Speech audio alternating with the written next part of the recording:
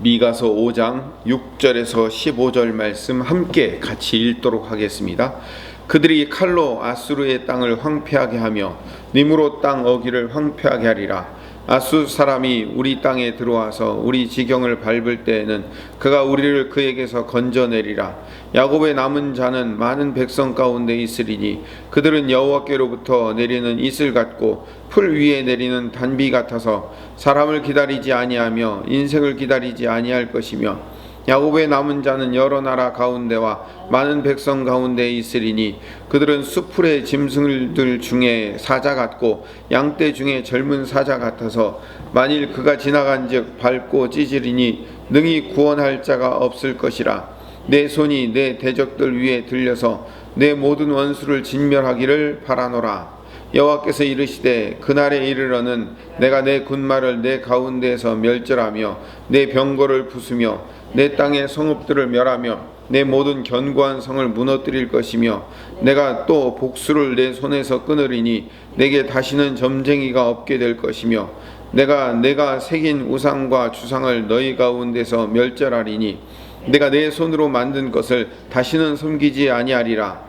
내가 또 내 아세라 목상을 너희 가운데서 빼버리고 내 성읍들을 멸할 것이며 내가 또 진노와 분노로 순종하지 아니한 나라에 갚으리라 하셨느니라. 아멘. 우리가 어제 읽은 미가서 5장 5절 말씀에 보면 베들레헴에서 태어날 메시아는 평강이 될 것이다 라고 메시아의 특성을 설명합니다. 유대인들에게는 이게 충격적인 이야기입니다. 메시아는 위대한 이 나라를 살릴 메시아는 예루살렘 도성에서 태어나는 장군이며 왕의 군사의 왕이 된 그런 존재로 태어날 것을 기대하고 있었는데 이 베들레헴에서 메시아가 태어난다는 얘기는 고난받는 이스라엘이 기대하는 메시아의 특징, 고난받는 이스라엘이 기대하는 메시아의 특징과 전혀 다른 존재로 찾아오신다는 것을 보여주고 있는 거예요. 낮은 자의 모습으로 등장할 것을 암시하고 있는 거죠. 그래서 그 오실 메시아는 평강이 될 것이다 라고 얘기하는 거죠. 이사야 9장 6절에서도 같은 이야기를 하고 있습니다. 제가 늘 이사야서와 미가서는 같은 시대에 태어나서 같은 이야기를 한 사람이라고 말씀을 드렸죠. 그래서 미가서는 이사야서의 요약본이다 라고 얘기도 과언이 아니라고 말씀을 드렸어요. 이사야서 9장 6절에 보면 이는 한 아기가 우리에게서 낳고 한 아들을 우리에게 주신 바 되었는데 그의 어깨에는 정사를 메었고 그의 이름은 기묘자라 모사라 전능하신 하나님이라 영존하시는 아버지시라 평강의 왕이라 할 것임이라 라고 해서 이사야서에서도 오실 메시아를 뭐라고 부른다고요? 평강의 왕이라고 부를 것이다 라고 말하고 있어요. 우리는 예수님께서 평강의 왕, 샬롬의 왕, 샬롬으로 오셨기 때문에 그래서 그분이 평화의 왕으로 오셔서 십자가를 지시고 죽으시고 부활하셔서 하늘로 승천하신 것을 우리는 다 익히 잘 알고 있기 때문에 당연히 예수님이야 평강의 왕으로 오시는 거 맞지 않아? 라고 생각할지 모르겠지만요, 지금 이 고난받고 있는 유대인들에게 있어서 평강의 왕이라는 것은요 좀 이해하기 어려운 거예요. 왕이 메시아가 평강의 사람으로 온다라는 것은 그 당시 사람들에게는 쉽게 이해하기 어려운 얘기예요. 6절을 읽어봅시다. 6절 그들이 칼로 아수르 땅을 황폐하게 하며 니므롯 땅 어기를 황폐하게 하리라. 아수르 사람이 우리 땅에 들어와서 우리 지경을 밟을 때에는 그가 우리를 그에게서 건져내리라. 그래서 유대인들이 이스라엘 백성들이 원하는 참 지도자 상은 6절에 등장하는 것처럼 아수르가 와서 우리를 괴롭힐 때 우리 지경을 밟을 때 그가 나타나서 그들을 건져내고 그들을 물리치고 이기게 하시는 하나님, 그렇게 이기게 하시는 메시아가 등장할 것을 기대하고 있었던 거죠. 아수르의 손에서 남유다를 건져내신 분은 여호와 하나님이에요. 열왕기 하에 보면 북왕국 이스라엘을 점령하고 남왕국 유다까지 쳐내려온 이 아수르의 사내립 군대를 이사야 선지자가 예언하죠. 그래서 18만 5천 명의 아수르 군대를 하룻밤에 여호와의 사자가 나타나서 물리치잖아요. 하룻밤에. 그 경험을 알고 있기 때문에 이스라엘 백성들이, 유대인들이 기대하고 있는 메시아는 어떤 사람이라고요? 하나님의 오른팔 같은 존재로 나타나가지고 저 18만 5천 명의 군대도 하룻밤에 쓰러뜨릴 수 있는 그런 강력한 메시아를 원하고 있었어요. 그런 메시아가 나타날 걸 기대하고 있다는 얘기를 지금 6절에 하고 있는 거예요.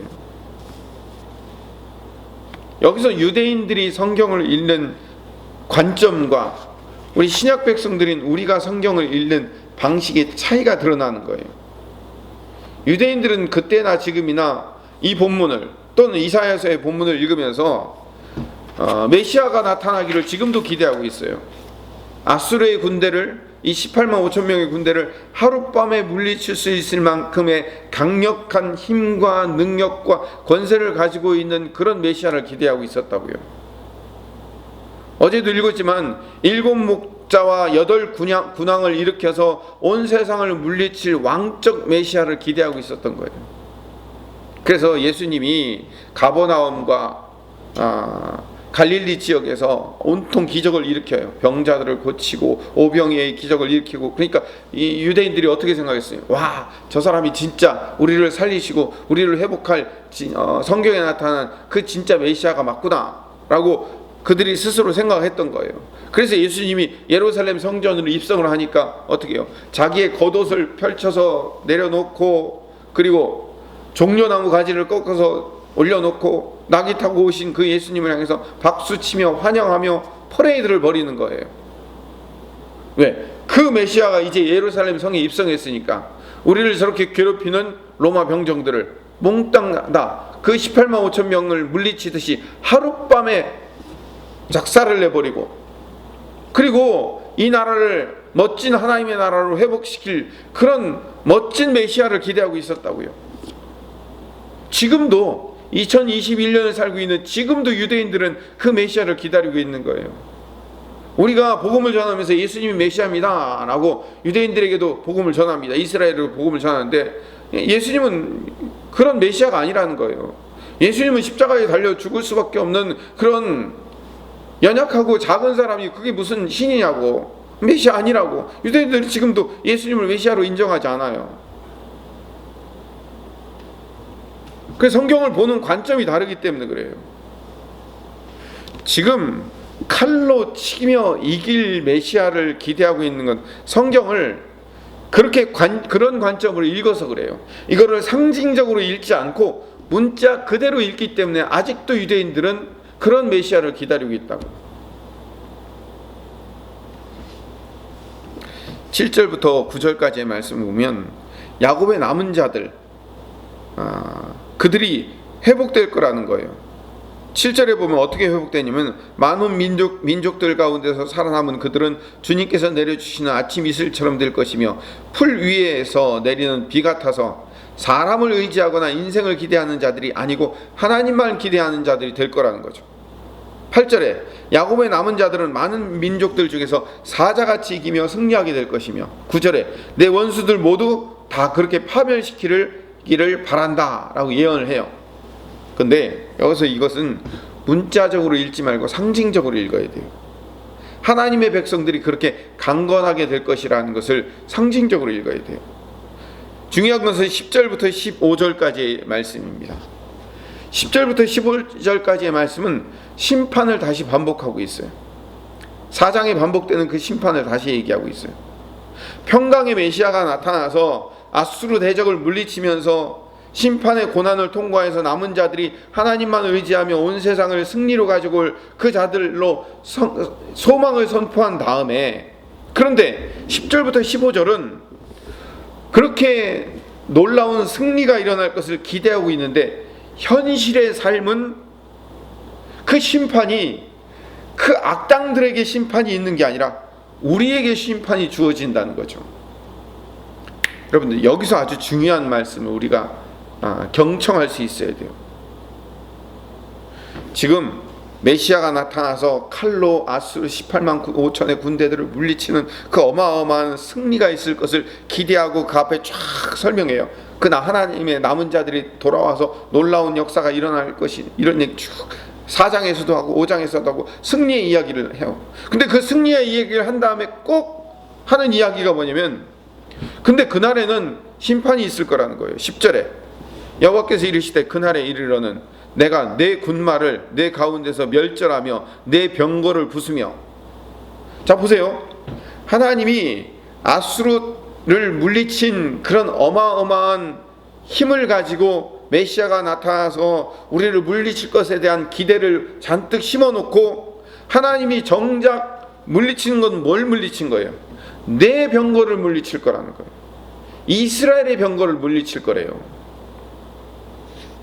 내가 내 군마를 내 가운데서 멸절하며 내 병거를 부수며. 11절 내 땅의 성읍들을 멸하며 내 모든 견고한 성을 무너뜨릴 것이며.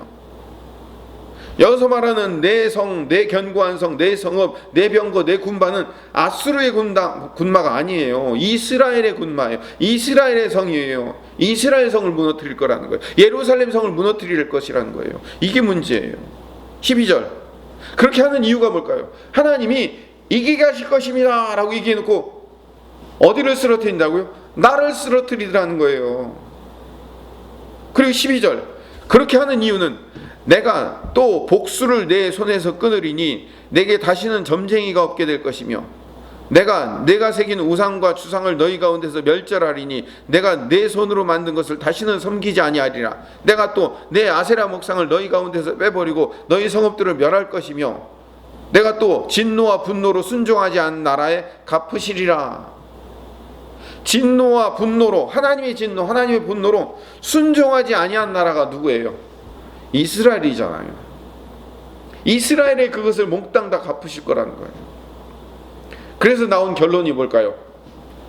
이 미가나 이사야가 이런 예언을 하고 난 다음에 마지막에 여우야킨, 시드기야 왕이 마지막 왕들이 돼서 그들이 실패하고 끝나고 남유다가 멸망하고 어떻게 돼요? 바벨론 포로로 끌려가잖아요. 그래서 결국 이 세 왕들이 멸망하고 바벨론 포로로 끌려가는 것으로 이 미가 선지자의 예언이 그대로 이루어지는 거예요. 우리를 승리케 하시겠다고 만들으시고, 우리를 평강의 메시아를 보내셔서 우리를 다시 한번 회복시키겠다고 만들어 놓고 우리 자신을 깨트리게 만드시는 거예요. 그게 하나님의 방법이라는 거예요. 결국 하나님은 어디에 초점이 있으실까요? 하나님은 세상에 초점이 있지 않으셔요. 하나님은 세상의 정치에 초점이 있지 않으셔요. 하나님은 세상 나라가 어떻게 돌아가는 것에 초점이 있지 않으셔요. 관심이 없다는 게 아니라 거기에 초점이 있지 않으셔요. 하나님의 초점은 어디에 있냐면 우리 하나님의 백성들 여기에 있어요. 제가 여러 번 반복해 말씀드리죠. 이스라엘 백성들이 모세 시대 때부터 모세가 십계명 가지고 하나님께서 십계명 받고 성막 받고 성막 만드는 방 받을 때부터 밑에서 뭐하고 있었다고요? 아론이? 우상숭배 시작했다고요. 그 시작한 우상숭배가 어디까지 이어져요? 북왕국 이스라엘이 멸망하고 남왕국 유다가 멸망할 때까지 이어지고 있잖아요.